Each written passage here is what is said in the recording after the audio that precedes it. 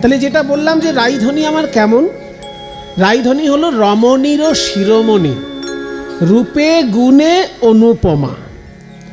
একদিকে তিনি যেমন নায়িকা, আবার একদিকে তিনি পরমেশ্বরী, শ্রেষ্ঠ ঈশ্বরী, দুটো রূপ তার। সেই রাধা তত্ত্ব তো গৌরাঙ্গ মহাপ্রভু ছাড়া আমাদেরকে কেউ জানাতে পারত না, উনি এসেছিলেন বলে জানতে পারলাম। যে শ্লোকটা ব্যাখ্যা করছিলাম যে প্রণাম করলেই তিনি চিন্তামণি স্বরূপ, সমস্ত চিন্তার অবসান ঘটান। আর ব্রজনাগরীণাং শিরোমণি, চিন্তামণি প্রণামতাং ব্রজনাগরীণাম চূড়ামণি। ব্রজনাগরীগণের কাছে তিনি চূড়ামণি স্বরূপ, চূড়ার রত্নটা। চূড়ামণি বৃষভানুরাজ্ঞ কুলমণি। আবার বৃষভানু রাজার কাছে তিনি বংশের সর্বশ্রেষ্ঠ রত্ন। এক একজন জন্মায় একটা বংশকে পুরো আলো করে দিয়ে চলে যায়। যেমন রবীন্দ্রনাথ ঠাকুর একটি বংশেতে জন্মগ্রহণ করেছেন, তার বাবা মহর্ষি দেবেন্দ্রনাথ বিরাট বড় পণ্ডিত মানুষ, অনেক বড় মহর্ষি তিনি উপাধি পেয়েছেন, জ্ঞান তার অসাধারণ। কিন্তু হলে হবে কি, রবীন্দ্রনাথ সারা বিশ্বের কাছে পূজনীয় হয়ে রয়েছেন, আলো করে দিয়ে এলেন তার পুরো পরিবারটাকে। স্বামী বিবেকানন্দ, ওনার বংশে অনেক জ্ঞানী গুণী পণ্ডিত জন্মগ্রহণ করেছেন, কিন্তু বিবেকানন্দের জন্য পুরো পরিবারটা আলোকিত হয়ে, রামকৃষ্ণদেবের জন্য তার পুরো পরিবারটা আলোকিত। তা নাহলে 14 পুরুষের মধ্যে ওনার আর তো কোনো পূর্বপুরুষদের মধ্যে সেইভাবে নাম শোনা যায় না, ওনার জন্য পুরো ওনার পরিবারটা আলোকিত। তাহলে রত্ন ওই পরিবারের কুলমণি, অর্থাৎ বংশের সর্বশ্রেষ্ঠ রত্ন। তাই বৃষভানু রাজার কাছে, বৃষভানু রাজার বংশের সর্বশ্রেষ্ঠ রত্ন স্বরূপা রাধারানী। তাই বলছে বৃষভানুরাজ্ঞ কুলমণি। কার কাছে কেমন রত্ন স্বরূপা রাধা সেইটা বর্ণনা আর কি। হ্যাঁ, চিন্তামণি প্রণামতাং ব্রজনাগরীণাম চূড়ামণি কুলমণি বৃষভানুরাজ্ঞ। তিনজনের কথা হয়ে গেল। এবার শ্যাম সুন্দরের কাছে কি, তিনি কি? সা শ্যাম কামবর শান্তিমণি। সা মানে তিনি, শ্যামের কাছে, শ্যাম সুন্দরের কাছে তার সমস্ত বাসনা পূর্ণ করার রত্ন। শ্যাম সুন্দরের যা বাসনা, এখন আমার খুব খেতে ইচ্ছে করছে, অমনি রাধারানী এমন সুন্দর রান্না করে খাওয়াবেন।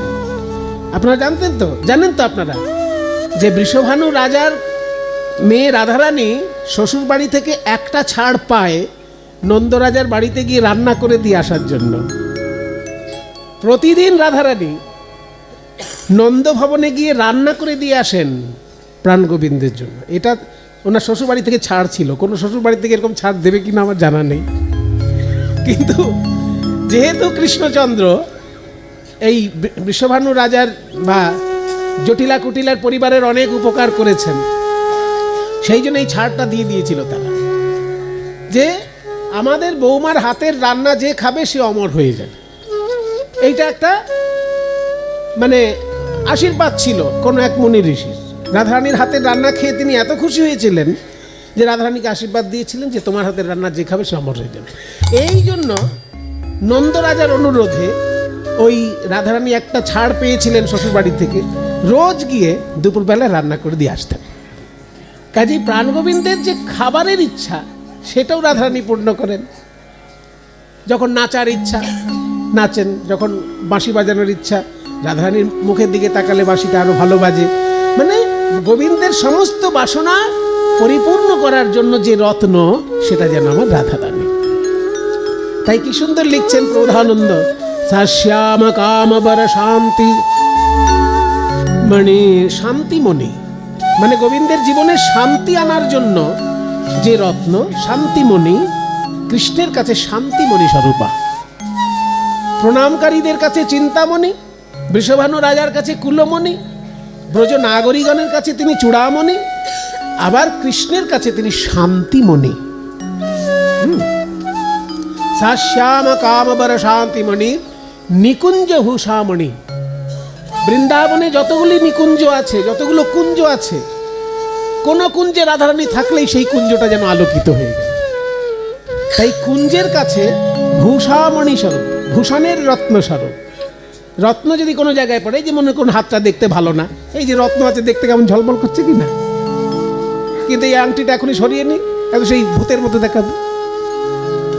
তাহলে একটা রত্ন কোথাও থাকলে সেই জায়গাটিকে যেমন আলোকিত করে তোলে, ভূষিত করে তোলে, তেমনি যে কুঞ্জে রাধারানী থাকবেন সেই কুঞ্জটাকে ভূষিত করে তুলছে।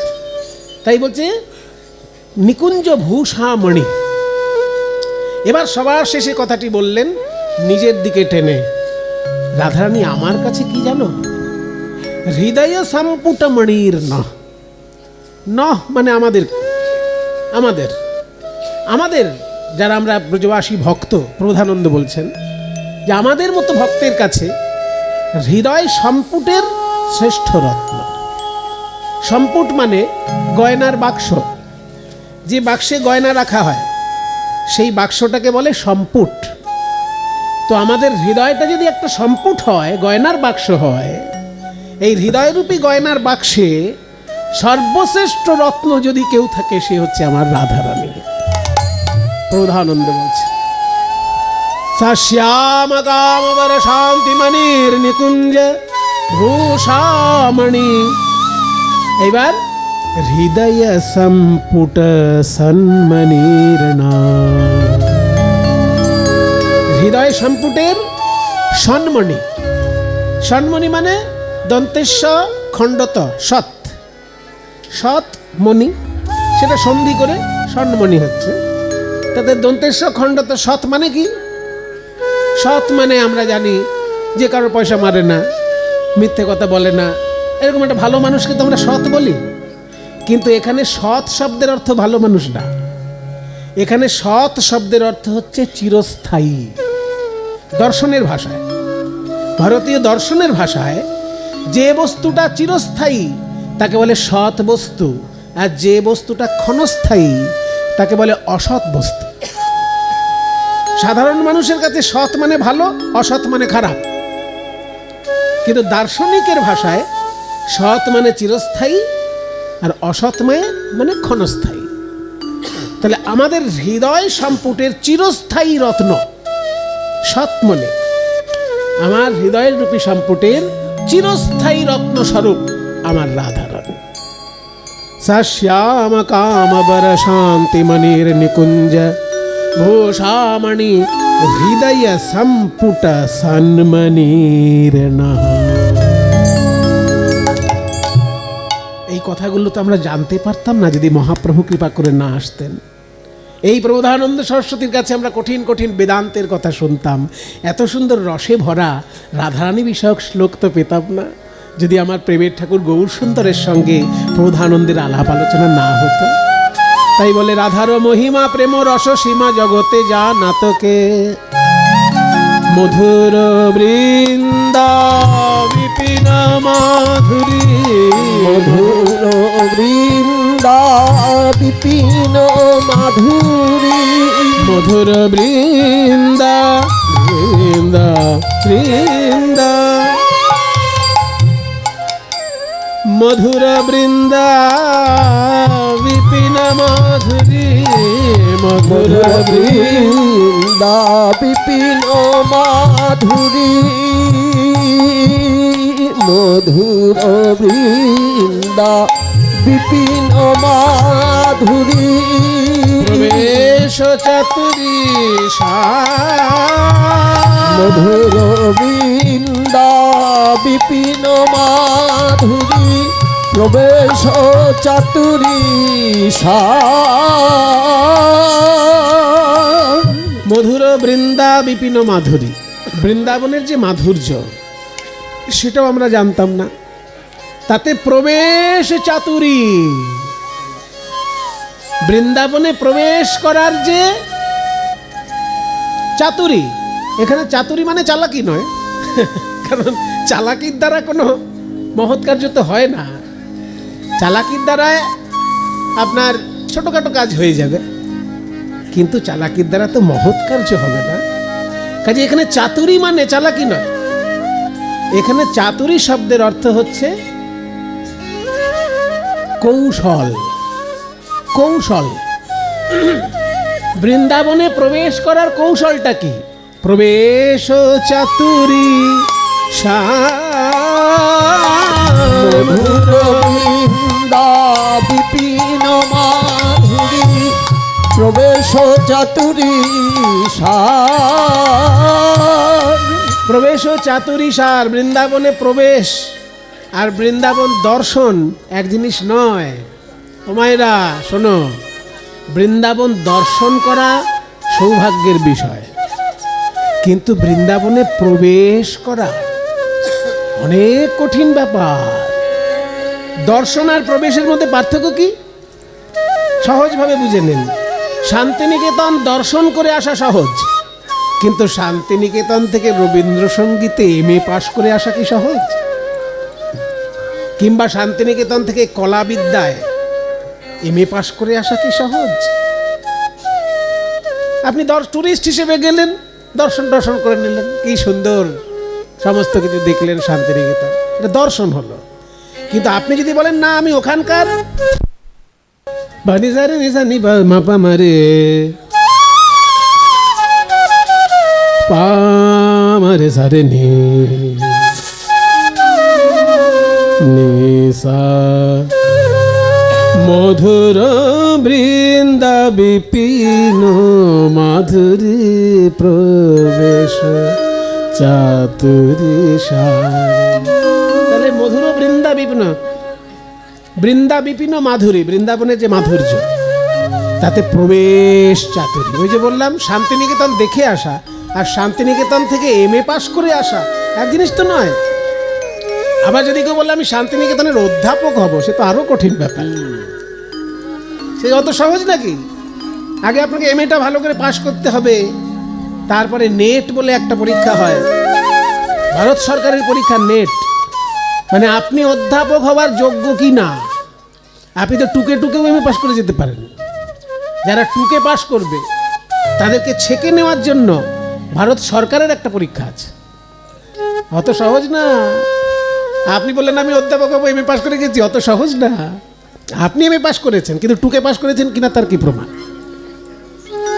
সেই জন্য ভারত সরকার থেকে একটা পরীক্ষা নেয়, অধ্যাপক হবার জন্য পরীক্ষা দিতে হয়, সেটার নাম হচ্ছে net, national eligibility test.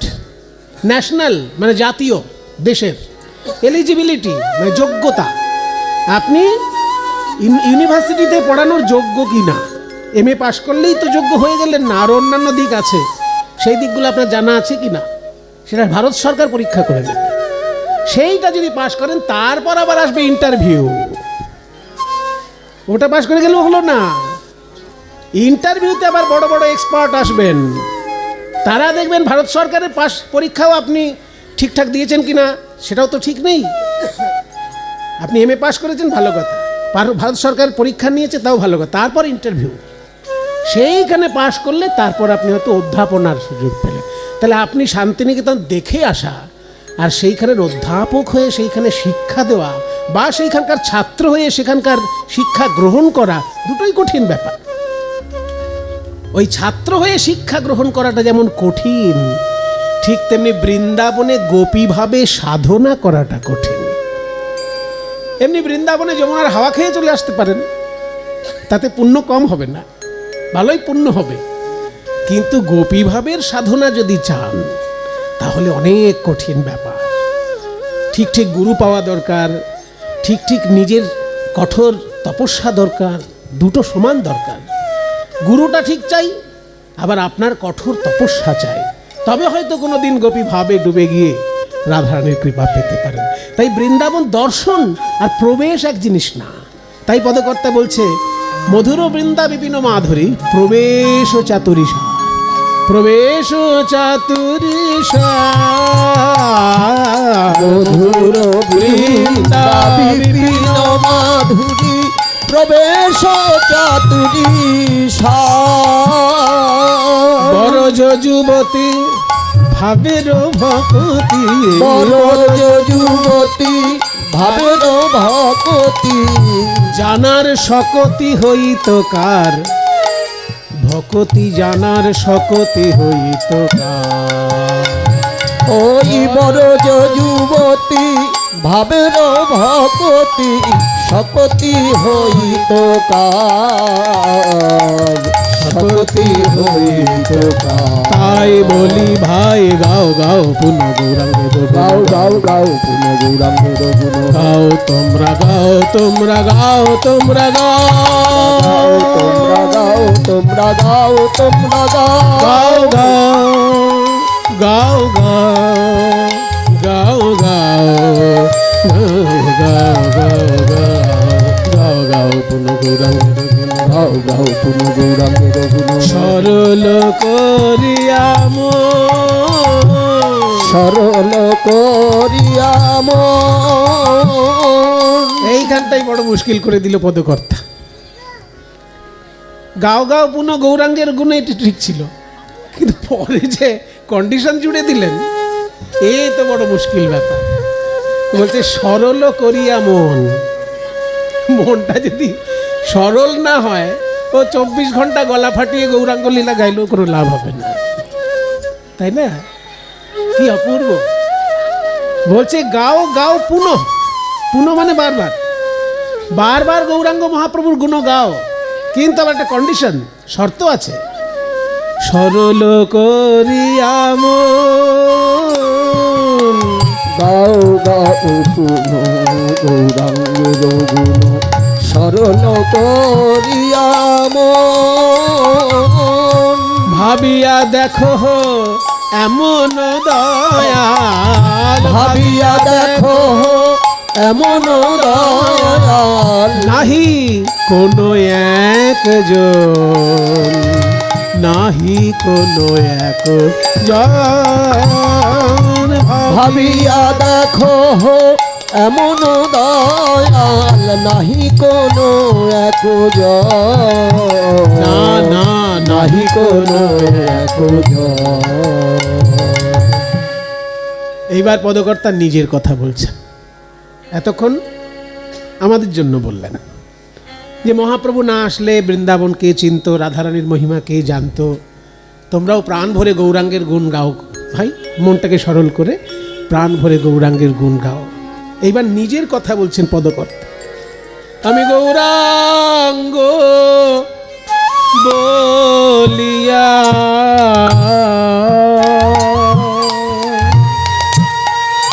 Nagen গলিয়া,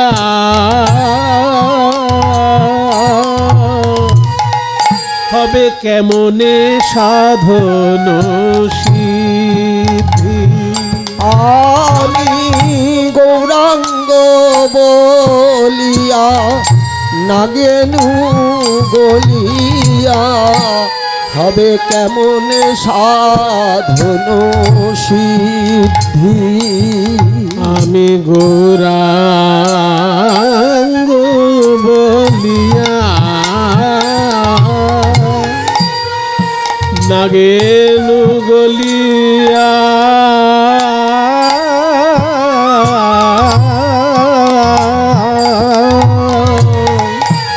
হবে কেমনে সাধন সিদ্ধি। আমি গৌরাঙ্গ বলিয়া নাগেনু গলিয়া, হবে কেমন সাধন সিদ্ধি। আহাবাসু ঘোষ হিয়া ওরে মন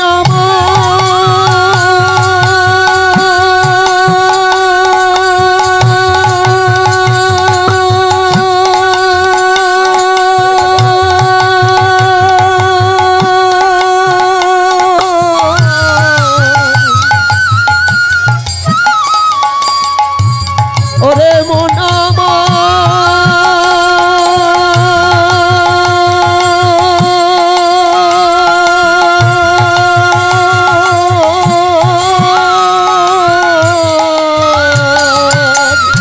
বাসু ঘোষ হিয়া পাষাণ দিয়া, গড়িয়াছে কোন বিধিরে পাষাণ দিয়া গড়িয়াছে কোন বিধি। ওই বাসু ঘোষ হিয়া পাষাণ দিয়া গড়িয়াছে কোন বিধি রে, গড়িয়াছে কোন বিধি। কোন বিধাতা আমার হৃদয়টা পাথর দিয়ে তৈরি করেছ? গৌরাঙ্গ মহাপ্রভুর করুণা মাখা এই লীলা শ্রবণ করেও আমার হৃদয়ে গলে গেল না। আমার হৃদয়টা কোন পাথর দিয়ে তৈরি করেছ?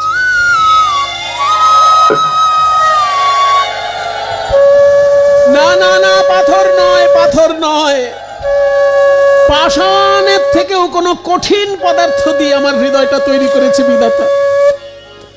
নইলে পাষাণ হলে গলে যেত, পাষাণ হলে গলে যেত।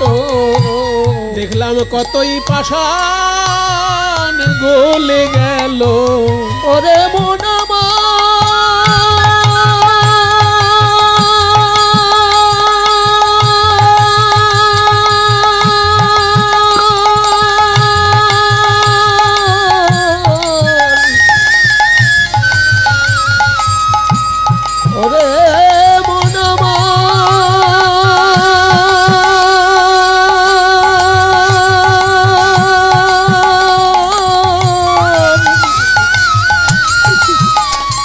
দেখলাম কতই পাষাণ গলে গেল।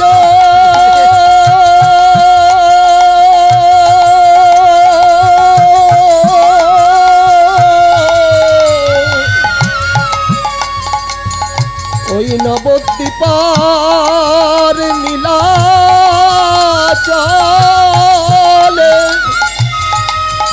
আমার মহাপ্রভুর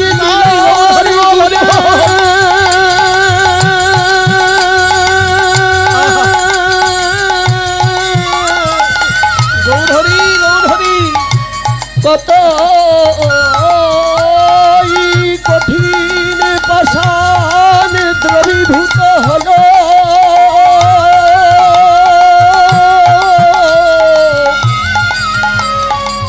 আমার কঠিন পাষাণের কঠিন হৃদয় পাষাণে গলল না রে। ওরে মন আমার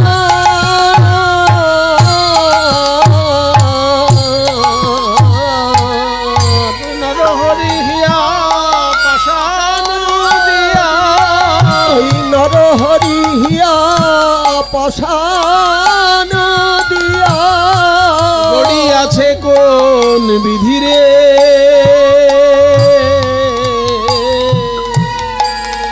হৃদয় আমার গড়িয়াছে কোন বিধি। পাষাণ দিয়া হৃদয় আমার পাষাণ দিয়া গড়িয়াছে কোন বিধি।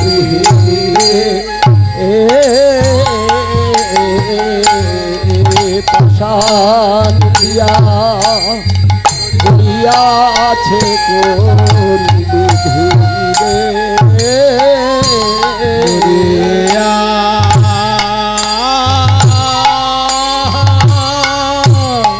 মরিয়া মরিয়া গড়িয়াছে কোন বিধি রে।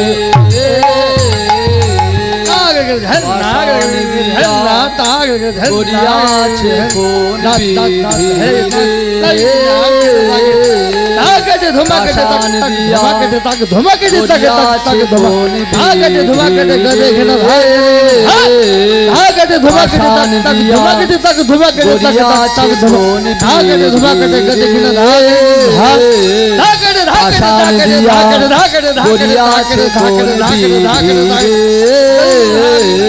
পাষাণ দিয়া গড়িয়াছে কোন বিধি রে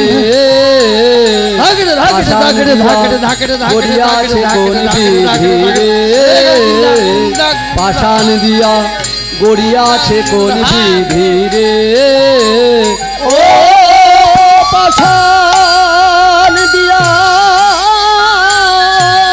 গড়িয়াছে কোন বিধি রে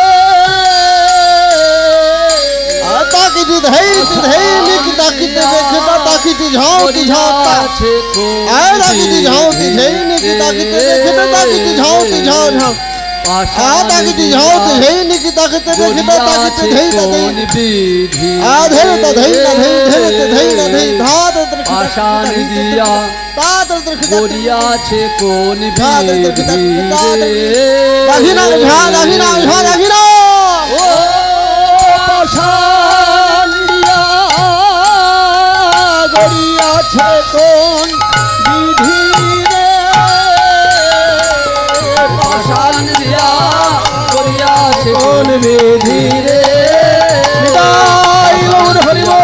গড়িয়াছে কোন বিধি রে পাষাণ দিয়া গড়িয়াছে কোন বিধি রে পাষাণ দিয়া গড়িয়াছে কোন বিধি রে পাষাণ দিয়া গড়িয়াছে কোন বিধি রে পাষাণ দিয়া গড়িয়াছে কোন বিধি রে